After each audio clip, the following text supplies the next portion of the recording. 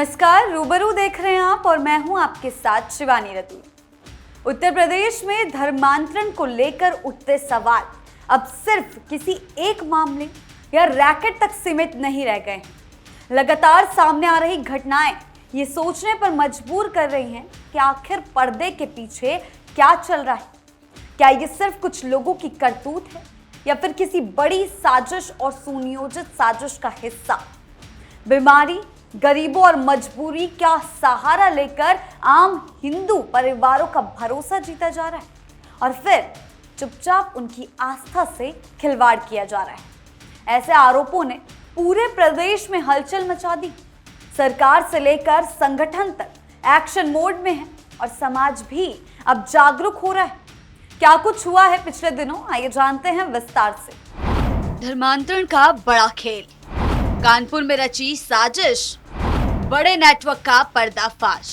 कानपुर जिले के घाटमपुर क्षेत्र में बजरंग दल के कार्यकर्ताओं ने धर्मांतरण को लेकर गंभीर आरोप लगाए हैं। बजरंग दल के कार्यकर्ताओं का कहना है कि नौरंगा इलाके में एक घर के अंदर हाउस चर्च चलाया जा रहा था, जहां हिंदू धर्म के लोगों को बहला फुसलाकर और लालच देकर उनका धर्म परिवर्तन कराया जा रहा था। इस मामले की शिकायत बजरंग दल के जिला ने घाटमपुर के एसपी से की। शिकायत मिलते ही घाटमपुर पुलिस तुरंत हरकत में आई और नौरंगा इलाके में पहुंची। पुलिस ने मौके पर पहुंचकर देखा कि एक घर के अंदर धार्मिक गतिविधियां चल रही थी।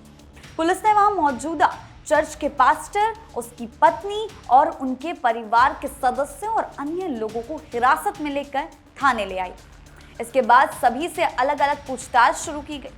बजरंग दल के जिला संयोजक ने आरोप लगाया कि पास्टर अल्विन और उसकी पत्नी हिंदू धर्म के लोगों को बीमारी ठीक करने, मदद देने और अन्य प्रलोभन देकर ईसाई धर्म अपनाने के लिए प्रेरित कर रहे थे। उन्होंने ये भी दावा किया कि जब पुलिस मौके पर पहुंची उस समय एक बुजुर्ग महिला का धर्मांतरण कराया जा रहा था। पुलिस ने जब उस महिला से पूछताछ की तो महिला ने बताया कि वो कई दिनों से बीमार थी और इलाज तथा प्रार्थना के लिए वहां गई थी। महिला ने पुलिस को अपनी स्थिति के बारे में जानकारी दी। इसके बाद पूरे मामले की जांच शुरू कर दी।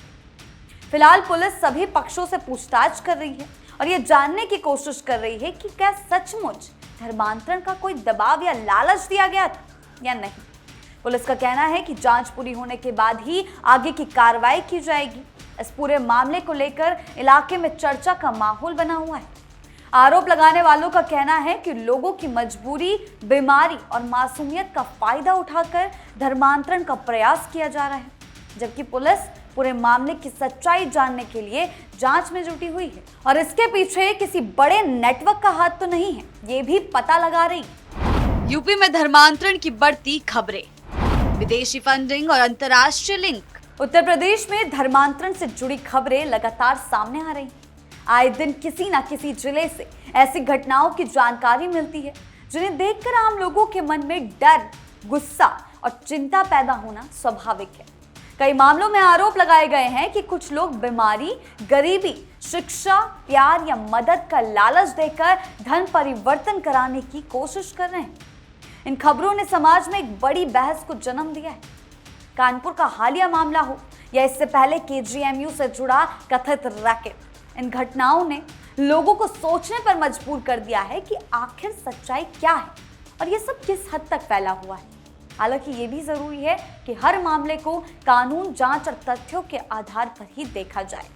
लखनऊ के केजीएमयू से जुड़ा एक मामला भी काफी चर्चा में रहा। आरोप लगे हैं कि एक डॉक्टर बड़े स्तर पर धर्मांतरण से जुड़े नेटवर्क को चला रहा था और उसके संबंध देश विदेश तक फैले हुए थे।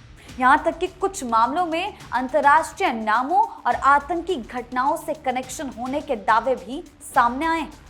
इन खबरों के कारण समाज के एक बड़े हिस्से में ये भावना बन रही है कि कहीं ना कहीं उनकी धार्मिक और सांस्कृतिक पहचान को निशाना बनाया जा रहा है। इसे डेमोग्राफी बदलने की कोशिश भी कह सकते हैं। सच ये है कि जब भी बार बार ऐसी खबरें आती हैं तो आम आदमी के मन में एक डर पैदा होना स्वाभाविक है, खासकर तब जब आरोप ये हो कि बीमार, गरीब, प्यार या कमजोर लोगों को निशाना बनाया जा रहा है, प्यार का झांसा दिया जा रहा है। पहले लोगों का भरोसा जीता जाता है उनकी मदद की जाती है और फिर धीरे धीरे धार्मिक विचारों को बदलने की कोशिश की जाती है। उन्हें अपने धर्म के खिलाफ भड़काया जाता है, अपने भगवान के खिलाफ भड़काया जाता है और खासकर हिंदुओं के साथ ही ये सब किया जा रहा है। इसे मानसिक प्रभाव या ब्रेन वॉश कह सकते हैं। जब कुछ मामलों में विदेशी फंडिंग और अंतर्राष्ट्रीय नेटवर्क से जुड़े होने के आरोप सामने आते हैं तो ये साफ तौर पर साफ हो जाता है कि राष्ट्रीय सुरक्षा से जुड़ा एक मामला बन जाता है। सरकार और जांच एजेंसियों का काम है कि वो पता लगाए कि कहीं कानून का उल्लंघन तो नहीं हो रहा, कि इस तरीके से इस रैकेट को चलाया जा रहा है और विदेशी फंडिंग का इससे क्या संबंध है। योगी सरकार का सख्त रुख, अवैध धर्मांतरण पर शिकंजा। वहीं योगी आदित्यनाथ सरकार ने धर्मांतरण के मामलों को लेकर सख्त रुख अपनाया है। अवैध धर्मांतरण के खिलाफ कानून बनाए गए हैं और कई मामलों में पुलिस ने कार्रवाई भी की है। सरकार का कहना है कि किसी को भी जबरदस्ती, धोखे या लालच के जरिए धर्म बदलने की इजाजत नहीं दी जाएगी। बजरंग दल जैसे संगठन इन मामलों में सक्रिय भूमिका निभाते हुए शिकायत दर्ज करा रहे हैं। उनका कहना है कि वो समाज को जागरूक करने और गलत गतिविधियों को सामने लाने का काम कर रहे हैं। सबसे जरूरी बात यह है कि आम लोग जागरूक हो रहे हैं। कोई भी फैसला डर, अफवाह या भावनाओं में बहकर नहीं लेना होगा। यदि कहीं भी कोई संदिग्ध गतिविधि दिखे तो उसकी सूचना सीधा प्रशासन को दी जानी चाहिए। धर्म किसी की व्यक्तिगत आस्था का विषय है और किसी को अपनी मर्जी से धर्म अपनाने या बदलने का अधिकार है, लेकिन जबरदस्ती, धोखा या लालच किसी भी हाल में बर्दाश्त नहीं किया जाएगा। और सबसे बड़ा बदलाव ये है कि अब हिंदू समाज में भी जागरूकता बढ़ रही है। लोग सवाल पूछ रहे हैं, सतर्क हो रहे हैं, अपने आसपास हो रही गतिविधियों पर नजर रख रहे हैं। अब सवाल सिर्फ किसी एक बड़े रैकेट को चलाने का नहीं रह गया, सवाल इससे कई बड़ा है। सवाल ये उठ रहा है कि आखिर हिंदू समाज के साथ क्या हो रहा है और किस स्तर तक ये खेल खेला जा रहा है। अल्पसंख्यक समूहों द्वारा बहुसंख्यक समाज को निशाना बनाया जा रहा है और समाज की डेमोग्राफी बदलने की कोशिश हो रही है। ये चिंता तेजी से बढ़ रही है कि कुछ कट्टर सोच रखने वाले लोग समाज में जहर फैलाने की कोशिश कर रहे हैं। अलग अलग मामलों में ये आरोप सामने आए हैं कि हिंदू समाज को खास तौर पर निशाना बनाया जा रहा है। चाहे आगरा का धर्मांतरण मामला हो, केजीएमयू से जुड़ा विवाद हो या कानपुर की हालिया घटना, हर जगह हिंदुओं को टारगेट किया गया।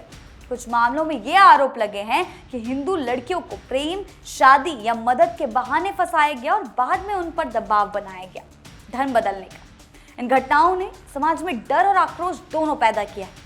लोगों का कहना है कि ये सिर्फ अलग अलग घटनाएं नहीं, बल्कि एक सोच के तहत काम किया जा रहा है जिसका मकसद समाज में भ्रम और तनाव फैलाना है। इतना तय है कि ऐसे आरोपों ने पूरे समाज को सतर्क और जागरूक होने पर मजबूर कर दिया है।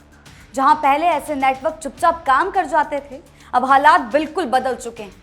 योगी सरकार के आने के बाद ऐसे किसी भी नेटवर्क को छिपकर काम करने का मौका नहीं मिल रहा। सरकार और प्रशासन अब जड़ से जांच कर रहे हैं। हर कड़ी को खंगाला जा रहा है, कौन जुड़ा है, पैसा कहां से आ रहा है, किससे संपर्क है और किस मकसद से काम किया जा रहा है। पुलिस और जांच एजेंसियां एक एक लिंक को सामने ला रही हैं और जो भी कानून तोड़ता पाया जा रहा है उसके खिलाफ सख्त कार्रवाई की जा रही। सरकार का बिल्कुल साफ संदेश है कि प्रदेश में किसी भी तरह का अवैध खेल अब नहीं चलेगा और समाज को नुकसान पहुंचाने वालों की कमर तोड़ दी जाएगी। कुल मिलाकर साफ है कि उत्तर प्रदेश में धर्मांतरण को लेकर उठ रहे सवाल अब नजरअंदाज करने लायक नहीं रहे। लगातार सामने आ रही घटनाओं ने सरकार, प्रशासन और समाज तीनों को सतर्क कर दिया है। जहां एक तरफ योगी सरकार अवैध गतिविधियों पर सख्ती से कार्रवाई कर रही है, वहीं आम लोग भी अब पहले से ज्यादा जागरूक हो रहे हैं। लेकिन सबसे जरूरी बात यही है कि हर मामले की सच्चाई कानून और जांच के जरिए हो सामने आए, न कि अफवाहों या भावनाओं के आधार पर। धर्म आस्था का विषय है और किसी को भी किसी के धर्म के साथ जबरदस्ती, धोखे या लालच के जरिए खेलने की इजाजत नहीं। आने वाले समय में ये देखना होगा कि जांच में क्या सामने आता है, प्रशासन इन मामलों पर कितनी प्रभावी कार्रवाई करता है, ताकि समाज में शांति, विश्वास और कानून का राज बना रहे। आपकी इस बारे में क्या राय है, हमें कमेंट सेक्शन में जरूर बताएं। धन्यवाद।